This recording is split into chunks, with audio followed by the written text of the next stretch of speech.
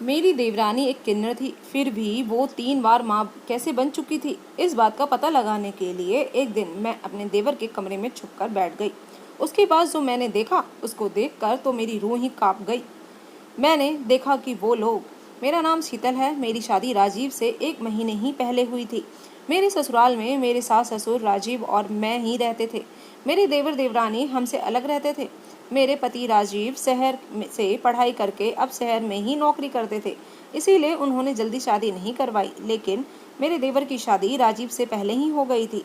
मेरे देवर देवरानी दूसरे घर में रहते थे और मेरे सास ससुर मेरे साथ रहते थे, लेकिन वो हमेशा ही मेरे देवर और देवरानी की बड़ाई करते रहते थे। मेरे सास ससुर हमेशा उन लोगों को हमसे ज़्यादा अच्छा बताते थे। राजीव की अपने मम्मी पापा से इसी बात से नहीं बनती थी। वो हमेशा ही राजीव को छोटी छोटी बातों के लिए डांटते रहते, राजीव के काम को नीचा दिखाने की कोशिश में लगे रहते, जबकि मेरे सास ससुर हमेशा ही मेरे देवर का काम में हर काम में सहयोग करते। अब यही सब मेरे साथ भी हो रहा था, जो अब तक राजीव के साथ होता आया है। वो लोग हमेशा ही मुझे मेरी देवरानी से कम समझते। मैं चाहे लाख कोशिश कर लूं उनको खुश रखने की, फिर भी वो मेरी देवरानी को ही अच्छा मानते थे। मेरे और राजीव के लिए बिल्कुल भी प्रेम नहीं था उनके मन में। मुझे ये सब देखकर अब अच्छा नहीं लग रहा था। एक दिन मैंने राजीव से कहा कि माँ पिताजी हमारे साथ ऐसा क्यों करते हैं। हम दोनों उनकी इतनी सेवा करते हैं, फिर भी हम उनको फूटी आंख नहीं सुहाते। लेकिन राजीव मेरी इन बातों पर जरा भी ध्यान नहीं देते, उल्टा मुझे ही सब दिलासा देकर शांत करवा देते। मुझसे कहते, कोई बात नहीं शीतल, भगवान को सब दिखता है। अगर मम्मी पापा को वो लोग अच्छे लगते हैं तो ये ही सही, हम लोग अपनी तरफ से उन्हें कुछ भी नहीं कहेंगे। हम दो लोगों ने अब खुद को जैसे तैसे समझा लिया था और हम उनकी हमेशा ही सुनते रहते थे। एक दिन मैं और राजीव ऐसे ही बैठे हुए थे, तभी मेरे मन में ख्याल आया कि क्यों ना राजीव से ये बात पूछी जाए। मैंने राजीव से पूछा कि राजीव, आपको पीहू कुछ अजीब सी नहीं लगती? उसकी चाल ढाल, रंग रूप। इतना सुनते ही राजीव मेरा हाथ पकड़कर कमरे में ले आए और बोले, मुझे तुमसे कुछ बात बतानी थी जो मैं बहुत दिनों से बताना चाहता था, लेकिन मैं बता नहीं पाया। मैंने तभी राजीव का हाथ पकड़ते हुए कहा कि ऐसी कौन सी बात है जो आप इतना हिचकिचा रहे हैं। तभी राजीव बोले, दरअसल पीहू एक किन्नर है। ये सुनते ही मेरे तो पैरों तले से जमीन ही खिसक गई। मेरे तो कुछ भी समझ में नहीं आ रहा था कि राजीव ने ये क्या बोल दिया था। तभी मैंने पलटकर राजीव से बोला, आप ये क्या बात कर रहे हैं, पागल तो नहीं हो गए हैं आप? तभी राजीव ने बोला, मैं पागल नहीं हूँ, ये बात बिल्कुल सच है कि पीहू एक किन्नर है। मैंने बोला, अगर पीहू किन्नर है तो देवर जी ने उनसे शादी क्यों की? तभी राजीव बोले, ये मुझे नहीं पता, क्योंकि मैं तो अक्सर ही शहर में रहता था, कभी कभार ही गाँव में आता था और 1-2 दिन रुक कर शहर वापस चला जाता था। ये लोग भी मुझे कुछ नहीं बताते थे। अब जब मेरी शादी हुई है तो मैं यहाँ इतने दिन रुका हुआ हूँ और मुझे भी यहाँ लगातार रहते हुए 1 ही महीना हुआ है। पहले तो मुझे कुछ समझ ही नहीं आ रहा था कि ये सब हो क्या रहा है। अगर मेरी देवरानी किन्नर थी तो 2 बार माँ कैसे बन गई थी? ये सब सोच सोच कर मेरा तो सिर चकरा रहा था। एक दिन ऐसे ही मैं और राजीव एक साथ बैठकर चाय पी रहे थे कि तभी मेरी सास आती है और बोलती है कि तुम्हें ज़रा भी लाज शर्म नहीं है क्या बहू?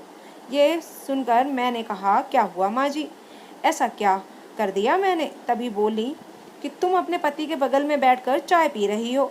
हमारे ज़माने में इस सब को पाप मानते थे और जब तक मैं जिंदा हूँ ये सब मैं पाप ही मानती रहूँगी। मुझे नहीं, उनकी बात बिल्कुल भी अच्छी नहीं लगी थी। पता नहीं मेरी सास कौन से ख्यालों में जी रही थी। मैंने माँ जी से कहा कि मैं अपने पति के साथ बैठकर चाय पी रही हूँ, किसी गैर मर्द के साथ तो बैठी नहीं हूँ, और वैसे भी मैं अपने पति के साथ बैठकर चाय ही तो पी रही हूँ, तो क्या हो गया? तभी मेरी सास का गुस्सा चरम सीमा पर पहुँच गया और वो जोर जोर से चिल्लाने लगी। आज भी राजीव ने मुझे ही शांत कराते हुए बोले, अंदर चले जाने को कहा। मैंने कमरे में चली आई। थोड़ी देर बाद राजीव कमरे में आए और मैं उन्हें देखकर उनसे ही गुस्सा हो गई, क्योंकि वो हमेशा ही मुझे बोलते थे। मैंने कहा कि आप उन लोगों की तरफदारी करते हैं, आप मुझे ही हमेशा शांत करवाते रहते हैं। तभी राजीव ने मुझे बोला, देखो वो लोग हमसे बड़े हैं, हमें उनकी सुननी ही पड़ेगी और मैं हमेशा ही सुनता आ रहा हूँ। अगर तुम सुन लोगी तो क्या चला जाएगा, कोई बात नहीं, अगर उनको हमें सुनाकर सुकून मिलता है तो यही सही। मैंने राजीव से साफ बोल दिया कि आपके जितना बड़ा दिल नहीं है मेरा, बिना गलती के मैं नहीं सुन सकती। तभी राजीव बोले, कुछ ही दिनों की बात है, शायद कुछ दिनों बाद माँ पापा रमेश के घर चले जाएंगे। कल वो लोग इस बात की जिक्र कर रहे थे। तभी मैंने राजीव से कहा कि ये नहीं जाने वाले। मैंने कहा, रहते हमारे पास हैं, खाते मेरे पास हैं और तरफदारी उनकी करते हैं और हमसे बस लड़ने के लिए ही आते हैं। राजीव ने मुझे जैसे तैसे समझा दिया और मैं थक हार कर बैठ गई, क्योंकि मेरी कुछ चलने वाली तो थी नहीं। खैर, एक दिन मैं खिलौना देने अपने देवर के घर गई, जो उनकी बेटी यहाँ खेलते हुए छोड़ गई थी। तभी मैंने देखा कि मेरे देवर देवरानी साथ में बैठकर खाना खा रहे थे। मैं खिलौना वहीं रखकर चली आई। मैं सोच में पड़ गई कि मेरे सास ससुर को इनके साथ में खाना खाने से कोई एतराज़ नहीं, तो फिर मुझसे क्यों होती है। मैंने घर आकर सारी बात राजीव को बताई। वो लोग भी हमारी तरह ही खुलकर जी रहे थे, लेकिन उन लोगों पर कोई पाबंदी नहीं थी, तो फिर हम पर क्यों। तभी मेरी सास वहाँ पर आ गई और कहने लगी, क्या बड़बड़ा रही है। मैंने भी उनको सारी बात गुस्से में कह डाली। तो मेरी सास बोली, उनके जितना धन दौलत है क्या तुम्हारे पास।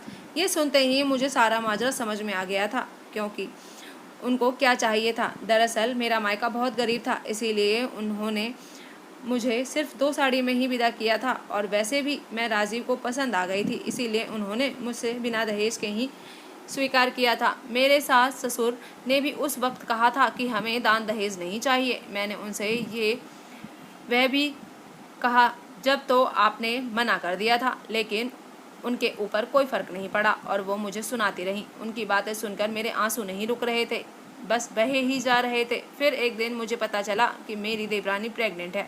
ये खबर सुनकर मैं बहुत ज़्यादा बौखला उठी थी। आखिर ये सब हो क्या रहा है, हमसे क्या छुपाया जा रहा है। मैंने राजीव से कहा कि क्यों ना हम लोग इस बात का पता लगाएं कि ये सब क्या हो रहा है। तभी राजीव बोले, मुझे इन सब में नहीं पड़ना, मैं शुरू से ही अपने माँ बाप की सुनता आया हूँ और आगे भी सुन लूँगा। मुझे इन सब बातों से कोई फ़र्क नहीं पड़ता। राजीव ने भी मेरा साथ देने से साफ मना कर दिया था, लेकिन मैं मानने वालों में से नहीं थी। एक दिन इस बात का पता लगाने के लिए मैं अपने देवर के घर चली गई और मैं छुपकर उनके कमरे में बैठ गई। कुछ देर बाद मेरे देवर अपने कमरे में आते हैं और उनके पीछे एक औरत भी आती है, लेकिन वो मेरी देवरानी नहीं थी। मेरे देवर के पास आकर वो औरत बैठ गई और मेरे देवर ने उनका हाथ पकड़कर बोलने लगे, तुम्हारे सिवा मेरा है ही कौन, तुम्हारे साथ के बिना मेरा क्या होता। इतने में ही मेरी देवरानी भी कमरे में आ गई और वो भी उनके साथ आकर बैठ गई। ये सब देखकर तो मेरा सर चकरा गया कि मेरे देवर किसी गैर औरत के साथ क्या कर रहे हैं। इतने में ही अचानक घर के दरवाजे की घंटी बजती है और वो लोग कमरे से बाहर चले जाते हैं और मैं मौका देखकर खिड़की के रास्ते से कमरे से बाहर आ जाती हूँ। घर आकर मैं सारी बात राजीव को बताती हूँ तो वो मुझे ही उल्टा बहुत डांटते हैं कि तुम्हें क्या ज़रूरत थी उनके घर में ताका झांकी करने की। पहले तो राजीव मानने को तैयार ही नहीं थे, फिर बहुत समझाने के बाद वो मेरी बात सुनने को तैयार हुए। मैंने उनसे कहा कि आखिर हम भी तो इसी घर के सदस्य हैं और हमें पता होना चाहिए कि इस घर में चल क्या रहा है। सुबह हुई और जैसे ही मेरी सास घर आई तो राजीव ने उनसे सवाल पूछना शुरू कर दिया। मेरी सास गुस्सा हो उठी। राजीव ने भी गुस्से से कहा कि ये सब चल क्या रहा है, हमें भी उसका जवाब चाहिए। मेरे सास ससुर के सामने पहली बार राजीव को गुस्सा करते हुए देखा था। राजीव का गुस्सा देखकर मेरी सास चुप हो जाती हैं। फिर राजीव बोलते हैं, मुझे ये तो पता है कि पीहू एक किन्नर है, लेकिन फिर वो बार बार माँ कैसे बन जाती है। आप हम लोगों से में इतना भेदभाव क्यों करती हैं। हम जो भी काम करते हैं वो आपको गलत लगता है, और उन लोगों का गलत या सही काम सब सही कैसे हो जाता है। ये सुनते ही मेरी सास की आंखों से आंसू आ जाता है और वो हमें अपने पास बैठाकर जो बात बताती है उसको सुनने के बाद तो मेरे होश ही उड़ जाते हैं। दरअसल बात ऐसी है कि पीहू एक किन्नर थी और उनके माता पिता इस शहर के सबसे बड़े बिजनेसमैन थे। उनके पास में बहुत धन दौलत थी। पीहू उनकी इकलौती संतान थी। हमारे मन में लालच आ गया कि क्या फ़र्क पड़ता है कि पीहू एक किन्नर है। हमने सोचा पीहू से शादी कर देंगे और तुम्हारे देवर की गर्लफ्रेंड भी घर में रह लेगी। इसके लिए हमने पहले ही बात कर ली थी। पीहू के घर वालों से उस लड़की से बच्चा पैदा होते थे और हम पीहू को दे देते थे। इस लड़की का इस दुनिया में कोई नहीं था, वो अनाथ थी और उसने तुम्हारे देवर को पीहू से शादी करने की मंजूरी दे दी थी। हमारे घर पीहू के साथ बहुत धन दौलत आया और हमें किसी चीज़ की कोई कमी नहीं हुई जब से वो शादी करके आई है। उस लड़की को और पीहू को कोई परेशानी नहीं है। दुनिया के सामने तुम्हारी देवरानी पीहू है और वो बच्चे की भी पीहू के ही हैं। ये बात आज तक हमने राजीव को भी नहीं बताई कि उसकी दौलत के आगे हमें उसका कोई भी काम गलत नहीं लगता। अगर हमने पीहू से कुछ कहा तो वो अपने मायके चली जाएगी और उसके साथ उसकी दौलत भी चली जाएगी। ये सुनकर मुझे और राजीव को कुछ समय समझ नहीं आ रहा था कि लोग दहेज के लालच में कितना गिर सकते हैं। राजीव ने गुस्से से मेरी सास से बोलने लगे, मुझे तो शर्म आ रही है कि आप लोग मेरे माँ बाप हैं जो अपने दहेज के लालच में पता नहीं क्या क्या करते हैं। मुझे तो पीहू पर तरस आ रहा है कि अगर उसके पास दौलत नहीं होती तो आप लोग उससे सीधे मुंह बात तक नहीं करते। मैंने अपनी सास से पूछा, माँ जी आपने राजीव की अच्छाइयों को कभी नहीं देखा? क्या पैसा ही सब कुछ होता है? इंसान की अच्छाई कुछ नहीं होती। राजीव आप लोगों को कितनी इज्जत देता है और आप हमेशा ही उनको सुनाती रहती हैं। मेरी सास मेरी बातें सुनकर बस रोए जा रही थी। हम लोग भी कर क्या सकते थे। हमने इस बात को यहीं ख़त्म कर दिया क्योंकि हम पीहू की गृहस्थी को में कोई कलेश नहीं करवाना चाहते थे। हम अपनी ज़िंदगी में आगे बढ़ गए। तो दोस्तों आज की कहानी आपको कैसी लगी ज़रूर बताइएगा। चैनल पे अगर न्यू है तो सब्सक्राइब कर लीजिएगा। पुराने हैं तो कहानी पूरी सुनने के लिए धन्यवाद। फिर मिलती हूँ आपको एक नई कहानी के साथ। तब तक के लिए बाय बाय।